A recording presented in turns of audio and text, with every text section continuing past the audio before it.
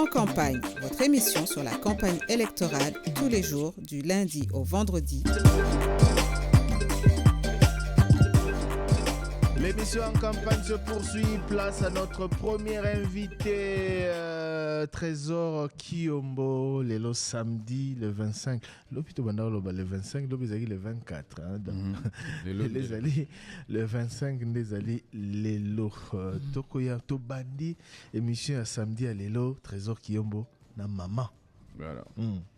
Toyambi, Maman Sophie Ngalula, candidate numéro 469, députation nationale. Si on a affiche, Maman a PCBISO, circonscription électorale, les alités. Lukunga. Voilà, ils ont Lukunga 469, Maman Sophie Ngalula, candidate députation nationale. Maman Sophie Ngalula, bonjour. Bonjour, merci. Maman, toloba na français, toloba lingala, vous êtes à l'aise na monokoni. Toloba na français. Na français. Alors voilà, vous êtes candidate à députée nationale, circonscription Lukunga, numéro 469. 469. Eh papa, les kama numéro yo, pour le baron malam 469. Je vois sur votre affiche Atami Suezo Monate. Kasimato yezo yo kape mongongo na ngai etelemi pona Lukunga ya makasi. Qu'est-ce que vous avez voulu dire à travers ce message?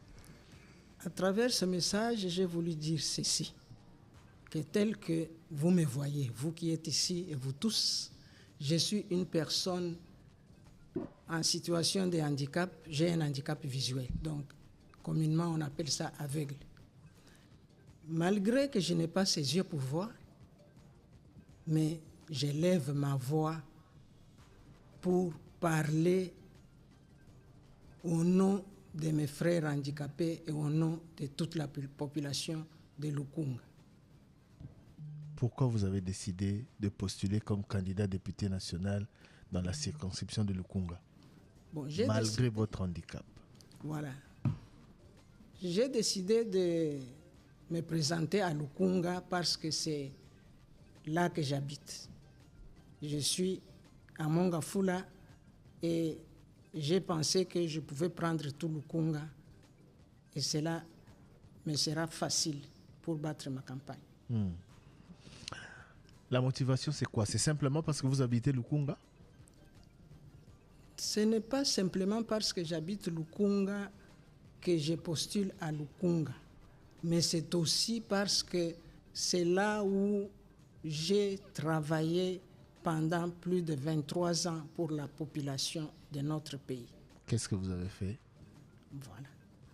Ce que j'ai fait, c'est que je suis responsable d'une association. Je ne me suis pas encore bien présenté. Qui je suis, qu'est-ce que j'ai fait comme étude? Je vous en prie. Voilà. Je réponds à votre question. Je suis responsable d'une association appelée Association pour l'encadrement des enfants délaissés, handicapés et des filles mères. Si je peux, vous le permettez, je peux vous donner la genèse de cette association. Rapidement. Voilà. Je suis une personne qui observe beaucoup. J'ai observé que dans mon quartier, il y avait beaucoup d'enfants atteints de marasme, ce que nous appelons communément kwashorkor. J'ai décidé de récupérer ces enfants, de les rassembler et de commencer à les nourrir. Quelque temps plus tard, je les ai apprivoisés et en parlant avec eux, j'ai découvert que la majorité de ces enfants avaient une paternité soit inconnue, soit douteuse. Donc ce sont des enfants issus des filles mères. J'ai approché leur mère et c'est alors que j'ai décidé de créer le 3 mars 2000, cette association où j'encadre ces enfants avec paternité inconnue ou douteuse, les enfants issus des mères adolescentes. Depuis combien de temps faites-vous ça? Ça fait depuis 2000, le 3 mars 2000. 2000, depuis 23 ans. Ça fait 23 ans. Et alors, qu'est-ce que j'ai fait? Les enfants, je les ai scolarisés. Et les mères adolescentes qui étaient à l'âge scolaire, j'ai fait la même chose. Celles qui n'étaient pas à l'âge scolaire, j'ai créé un centre de formation pour l'autonomisation de la femme, ce qu'on appelle CEMO-FANSIG, où j'enseigne la couture, l'esthétique et la technologie appropriée. Avec quels moyens matériels ou financiers vous vous êtes lancé dans ces vastes projets? Voilà, je me suis lancé avec mes moyens propres et je peux vous signaler que je l'ai fait pendant 23 ans avec mes moyens propres. Alors, c'est ce qui vous a... C'est encadré, c'est votre association, c'est le travail que vous faites avec elle depuis 23 ans qui vous a poussé aujourd'hui à vous lancer en politique? Non, ce n'est pas ce travail.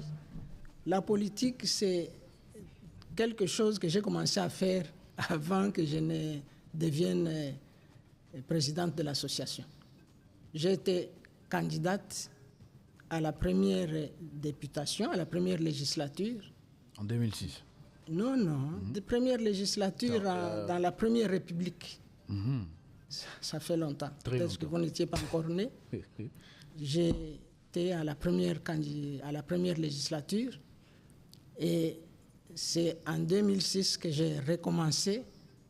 Ça n'a pas marché, mais comme c'est une ambition et j'ai des objectifs que je veux atteindre, c'est ainsi que je me suis lancé encore une fois. Cette fois-ci, j'ai déposé ma candidature à la députation nationale. En 2006, ça n'a pas marché. Vous avez sauté 2011 et 2018 pour vous lancer en 2023. Pourquoi?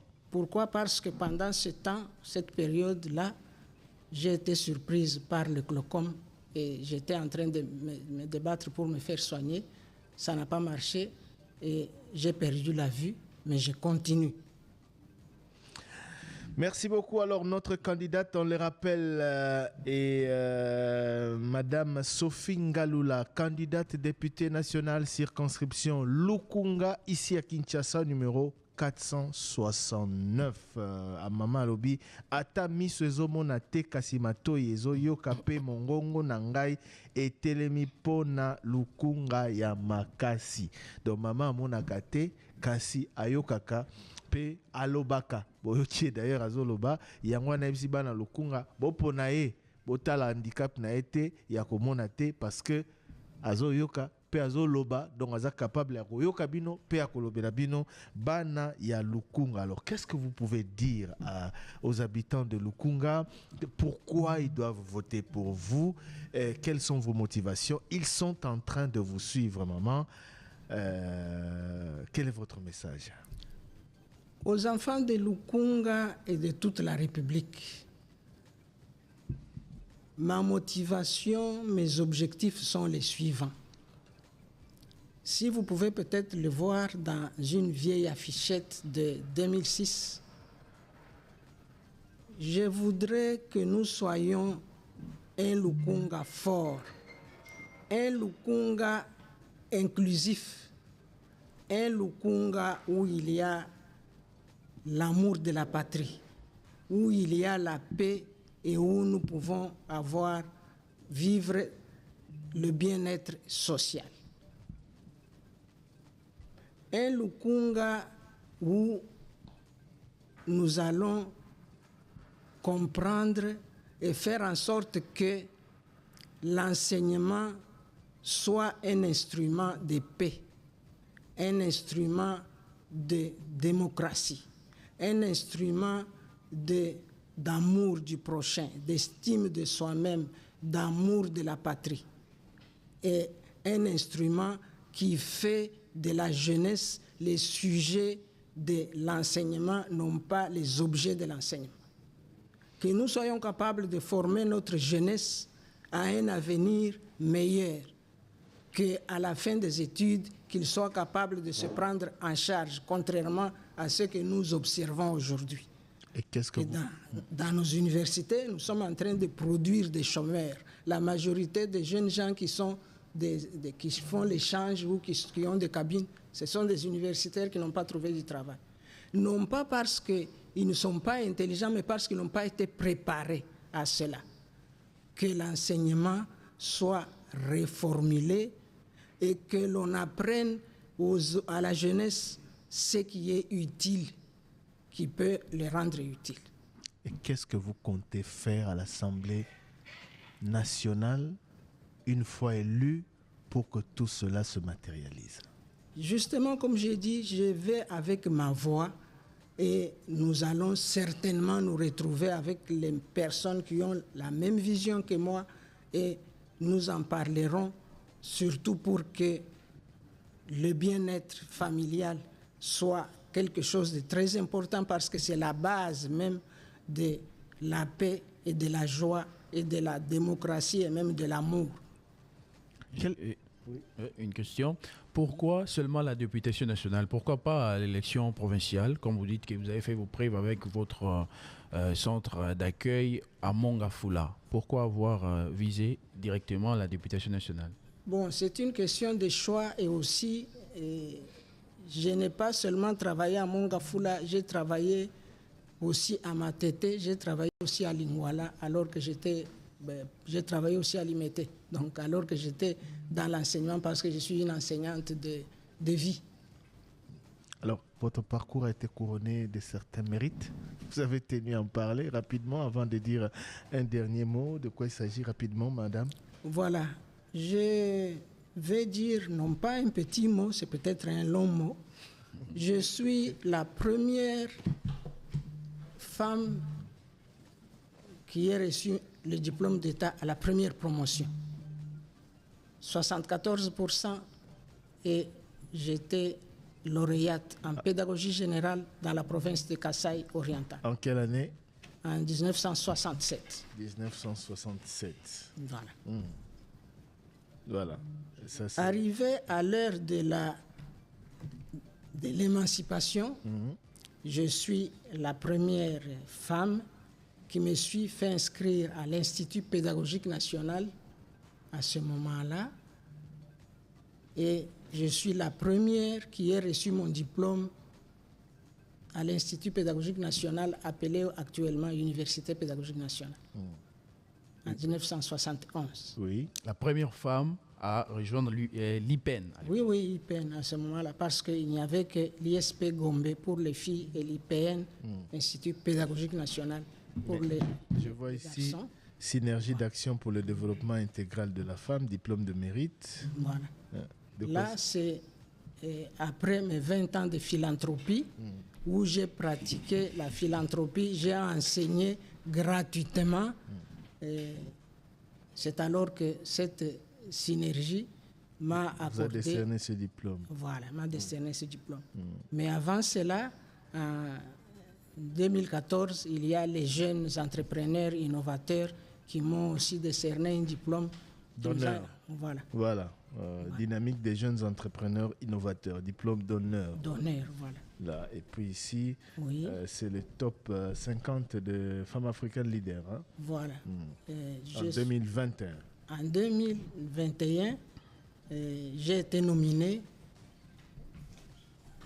parmi les 50 femmes leaders de l'Afrique.